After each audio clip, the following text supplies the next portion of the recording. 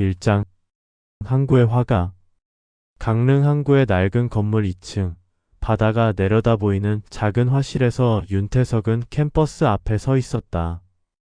한때 서울 화단에서 주목받던 그의 손은 이제 더 이상 예전처럼 자유롭지 못했다. 붓끝이 망설이고 색깔은 탁해졌다. 선생님, 오늘은 어떤 그림을 그릴까요? 화실 문을 열고 들어선 것은 동네 아이들이었다. 태석은 생계를 위해 아이들에게 그림을 가르치고 있었다. 한때의 영광은 이미 빛바랜 액자 속 신문 기사로만 남아 있었다. 오후가 되자 태석은 무거운 발걸음으로 복지관으로 향했다. 매주 화요일 그는 미술치료 봉사를 나갔다. 다른 이들에게는 선행이라 여겨지겠지만 그에게는 자신을 속죄하는 시간이었다. 복지관 미술실에서 아이들이 저마다의 그림을 그리고 있을 때 한 소녀가 태석의 시선을 사로잡았다. 할인이라는 이름의 그 아이는 다른 아이들과 달리 조용히 혼자 앉아 바다 그림을 그리고 있었다. 바다를 좋아하나 보구나. 태석이 다가가 말을 걸자 할인이 고개를 들었다. 그 순간 태석의 심장이 멈춘 듯 했다. 소녀의 얼굴에서 누군가의 모습이 겹쳐 보였다. 똑같은 눈매, 똑같은 미소. 세상을 떠난 여동생 윤지영의 어린 시절과 너무나 닮아 있었다. 네, 바다에서 누군가 올 것 같아서요. 할인의 맑은 목소리가 태석의 가슴을 울렸다. 그는 급히 자리를 피했지만 소녀의 얼굴이 머릿속에서 떠나지 않았다. 그날 밤 태석은 화실에서 혼자 술잔을 기울이며 창밖 바다를 바라봤다. 파도 소리와 함께 오래전 기억들이 밀려왔다. 가난했던 어린 시절, 자신만을 믿고 따랐던 동생, 그리고 성공을 위해 등 돌린 가족들.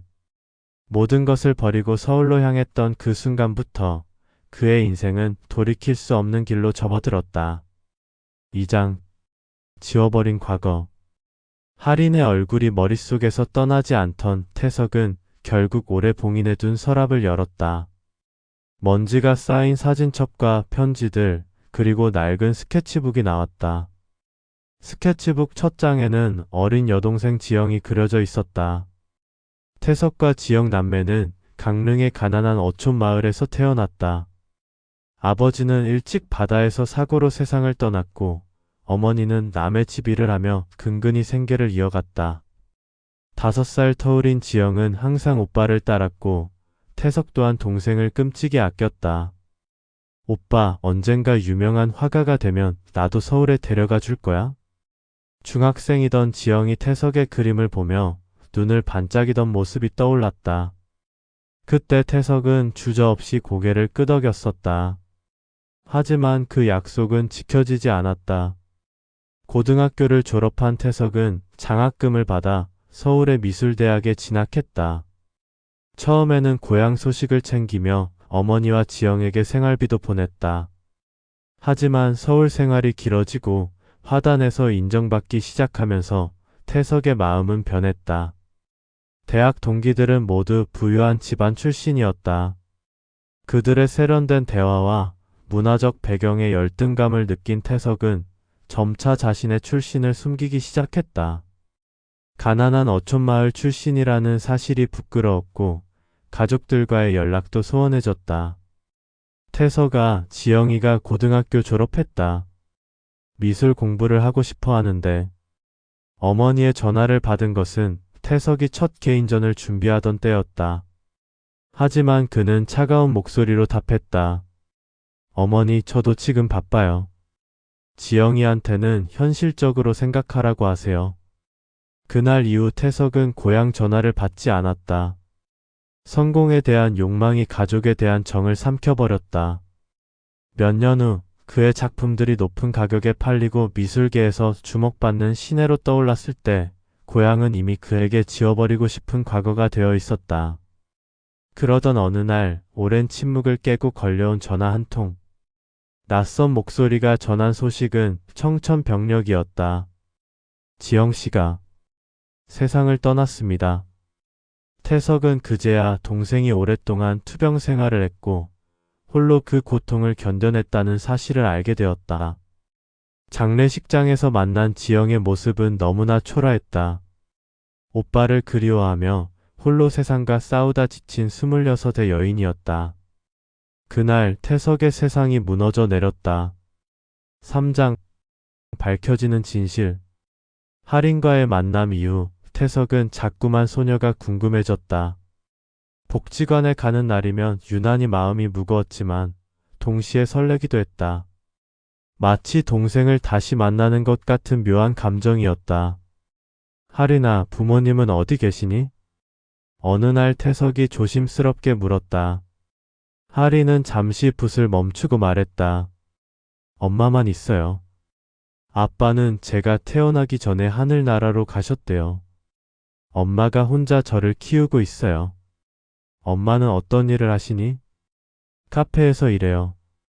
항구 쪽에 있는 작은 카페예요. 태석의 가슴이 두근거렸다. 혹시나 하는 마음에 그는 할인이 말한 카페를 찾아갔다. 바다마음이라는 간판이 걸린 소박한 카페였다. 문을 열고 들어서자 카운터 뒤에서 일하던 여자가 고개를 들었다. 어서 오세요.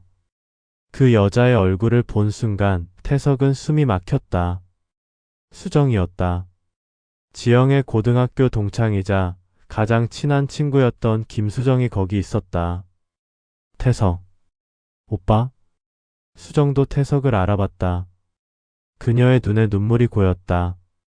두 사람은 한동안 말을 잇지 못했다. 지영이가 많이 그리워했어요. 수정의 목소리는 떨렸다. 태석은 아무 말도 할 수 없었다.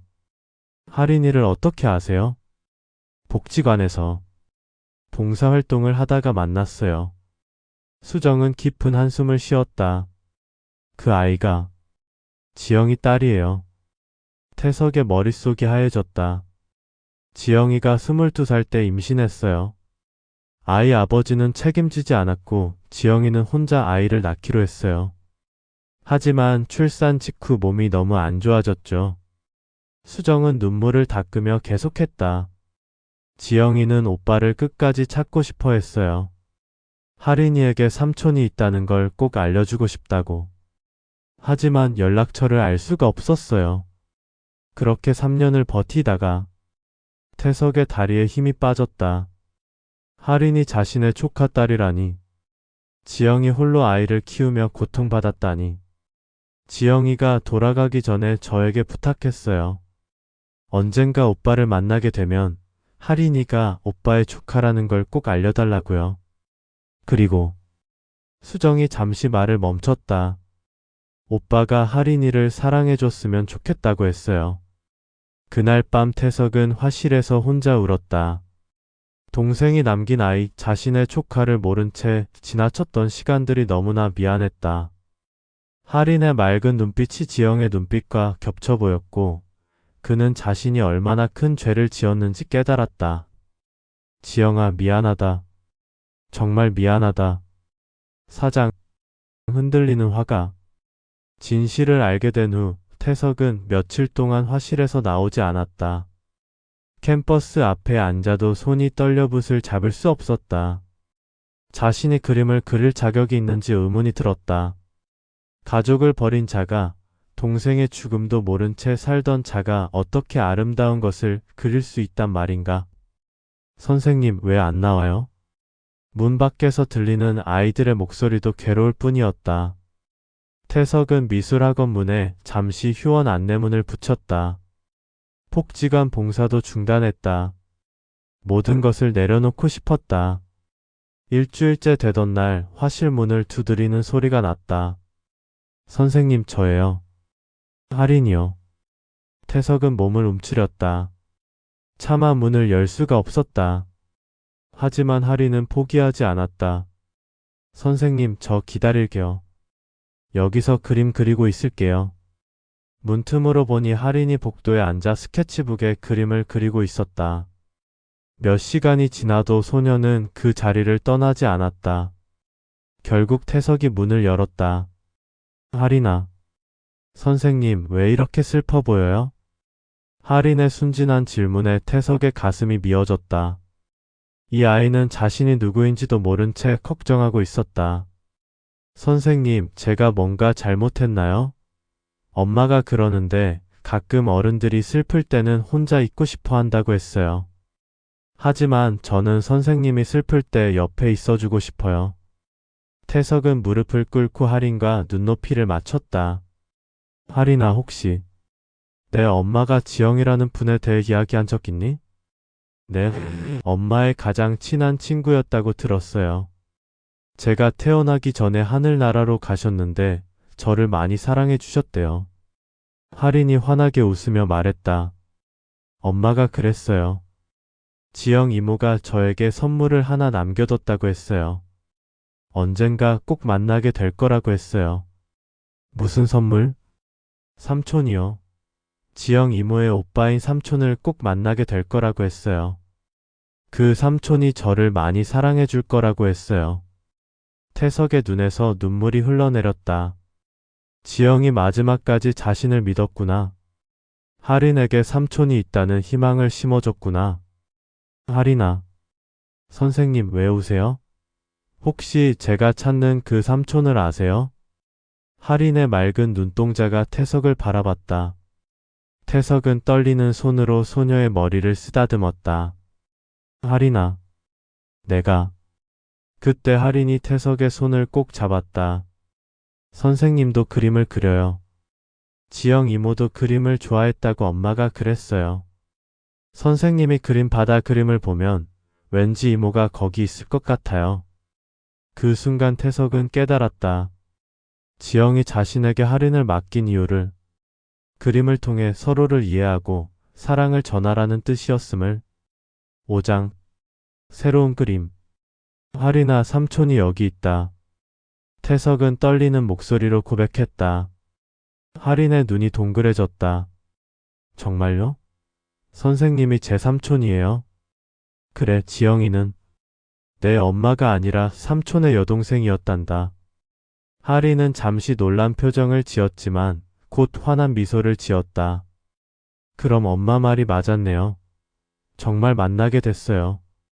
소녀의 순수한 기쁨 앞에서 태석의 마음은 더욱 무거워졌다. 하지만 동시에 따뜻한 무언가가 가슴을 채우기 시작했다. 그날부터 태석과 할인은 함께 화실에서 시간을 보냈다. 수정도 일이 끝나면 종종 들렀다. 화실에는 오랫동안 들리지 않던 웃음소리가 퍼졌다. 삼촌, 이 색깔 어때요? 할인이 파란 물감을 묻힌 붓을 들어 보였다. 태석은 고개를 끄덕였다. 좋구나. 그 파란색에 조금만 흰색을 섞어보렴. 더 바다 같아질 거야. 우와, 정말이네요. 삼촌은 어떻게 이런 걸 다 아세요? 삼촌도 내 지영 이모처럼 어릴 때부터 그림을 좋아했거든. 태석은 처음으로 자연스럽게 동생 이야기를 꺼낼 수 있었다. 며칠 후 태석은 새로운 캠퍼스 앞에 섰다. 오랫동안 잡지 못했던 붓이 이제는 자유롭게 움직였다. 그가 그린 것은 강릉 항구의 일몰이었다. 하지만 예전의 화려하고 기교적인 그림과는 달랐다. 소박하지만 따뜻한 진심이 담긴 그림이었다. 삼촌, 이 그림 정말 예뻐요. 왠지 마음이 따뜻해져요. 할인이 태석의 그림을 보며 감탄했다. 그래? 삼촌이 이제야 진짜 그림을 그리는 법을 배우고 있는 것 같구나. 진짜 그림이요? 응. 예전에는 다른 사람들에게 잘 보이려고만 그렸는데 이제는 마음을 그리는 거야. 너와 지영 이모 그리고 우리 가족에 대한 사랑을 그리는 거란다. 태석은 화실 벽에 걸린 지영의 사진을 바라봤다. 사진 속 동생이 미소 짓고 있는 것 같았다. 주말이 되자 태석은 할인과 함께 바닷가에 나갔다. 파도 소리를 들으며 둘은 나란히 앉아 스케치를 했다. 삼촌, 지영 이모도 여기서 그림을 그렸을까요? 그럼 분명히 그랬을 거야. 이모는 바다를 정말 좋아했거든. 저도 바다가 좋아요. 바다를 보면 누군가 제게 올 것 같은 기분이 들어요. 태석은 할인의 머리를 쓰다듬었다. 이제 삼촌이 왔잖아. 그리고 앞으로도 계속 내 곁에 있을 거야. 해가 저물어가는 바닷가에서 삼촌과 조카는 새로운 그림을 그렸다. 캠퍼스에는 더 이상 허영이나 욕망이 아닌 가족의 사랑과 희망이 담겼다. 태석은 이제야 진정한 화가가 된 것 같았다. 그리고 무엇보다 소중한 가족을 되찾은 삼촌이 되었다. 강릉 항구의 화실에서 새로운 이야기가 시작되고 있었다.